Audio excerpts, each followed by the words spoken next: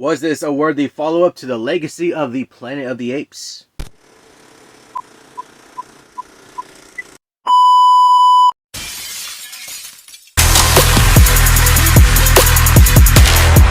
What's happening, guys? Back at you with another video. So I was able to go to an early access screening for Kingdom of the Planet of the Apes. Now, this was one of my most anticipated movies of the year. Whenever this movie was announced, I was definitely excited and interested and curious on what they're going to be able to do, but I was also a little cautious. When it comes to the original modern day trilogy of Rise, Dawn, and War, that's a trilogy that's one of my favorite trilogies of all times when it comes to movies, and it was just a marvel with what that trilogy was able to do.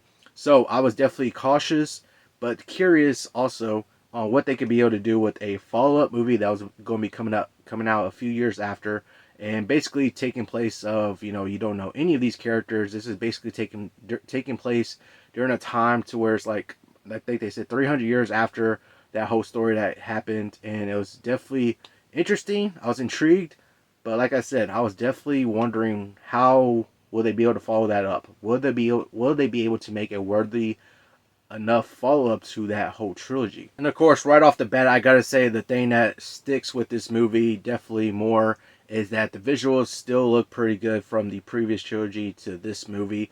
The way that they're able to do the motion capture performances, they're spot on. The way they have these actors like still acting and portraying their facial expressions, and the way they used, watching the behind the scenes stuff, the way they use tracking dots, and the way they're like actually moving like apes and all that stuff, and just hearing about that they actually did like a whole ape training camp and all that they went through. So it was very interesting on that aspect of watching behind the scenes stuff.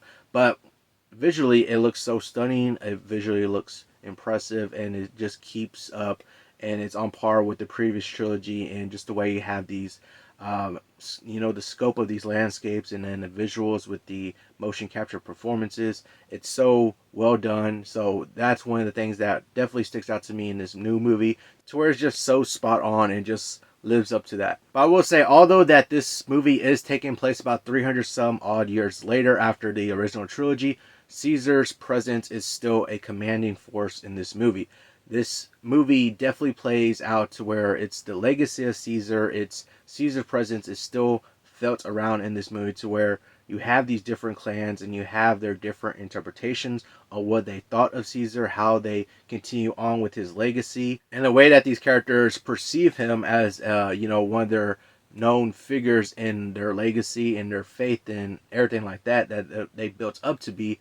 And the way that you have this character, this main antagonist, this villain of the movie with Proximus Caesar, to where he definitely believes in Caesar. He believes in the words of Caesar, but he kind of twists the words of Caesar more more of his advantage, really. He's the way he plays out in this movie, to where he's more conniving and menacing, and this cult-like leader, to where he's the leader of this one clan of apes, to where they follow him, they believe him, they're just fully invested in him. And the way that he twists the words of Caesar, and basically taking the name of Caesar in a sense, and being able to play that all out in the movie, the way you see it, the way he acts, the way he is, and just really, he believes in his mind that he's continuing the legacy of Caesar.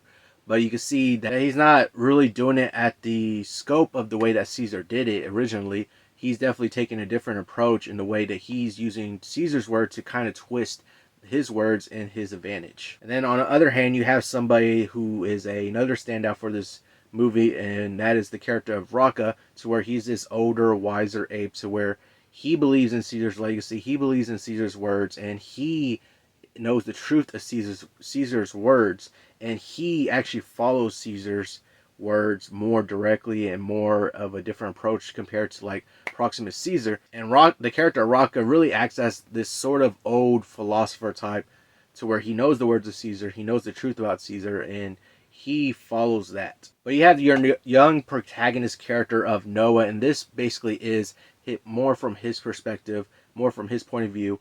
And the way that this movie plays out, it almost feels like it's a coming of age story for him, to where you start out the way you start out this movie is, you start out with him, and he's on this journey to where he's trying to, a rite of passage of sorts, where he's starting out the movie, and then he continues to go on this journey to where he's trying to find his clan, he's trying to find all the other apes, and it plays out sort of like a coming of age kind of story to this young protagonist. And Noah is definitely a likable, pretty good protagonist, but he is definitely not as strong of a character as Caesar was in our original trilogy. But I'm interested for him as a character to see where they take him and see how his story continues, see what they play out, how the story plays out with him in the protagonist lead role, and seeing how everything just goes forward with his story. When it comes to this movie and asking the question, is this a worthy follow-up to the modern day trilogy that we got a couple years ago?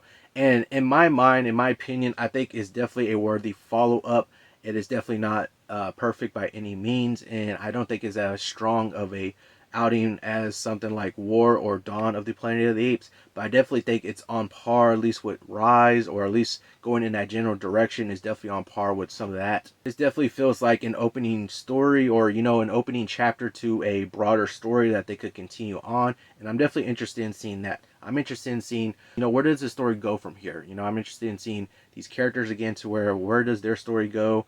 How does the overall story play out in this whole new world that we got? Like, I feel with this movie, this is a solid starting point for a new story in this whole new world. So if they do intend to continue on with these movies and with this story, I'm definitely going to be there watching it and checking those movies out, because I'm definitely invested in this world right now and invested with some of these characters and seeing how they continue on their path and continue with their story. So I'm definitely interested and intrigued with future movies once they start coming out, or if they do decide to go ahead and make those other movies. I'll be there watching those. I will say though, there is no after credit scene, but there is a little something at the very end. It's more of an audio kind of thing, to where it's like, I want to say it's a waste of time or anything like that, but it's definitely interesting on that what they put at the very end of the movie after the credits, where it's not no kind of any kind of scene or anything like that. It's just a little audio clip of something, and it's kind of interesting, and it gives kind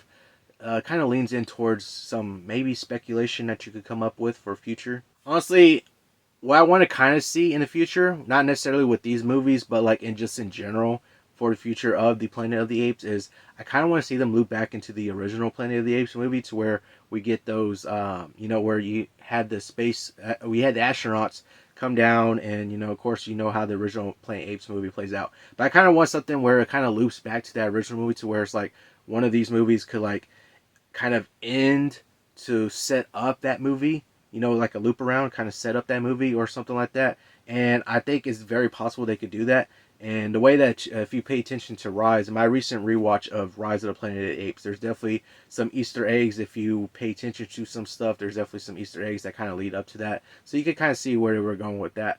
But that'll be kind of interesting, and it'll be kind of just a nod to like fans of the Planet of the Apes movies, to where it's like if they're able to somehow loop this back to the original Planet of the Apes, that'll be kind of cool to see. But overall, I think this is definitely a worthy follow-up to the original modern day trilogy that we got a couple years ago.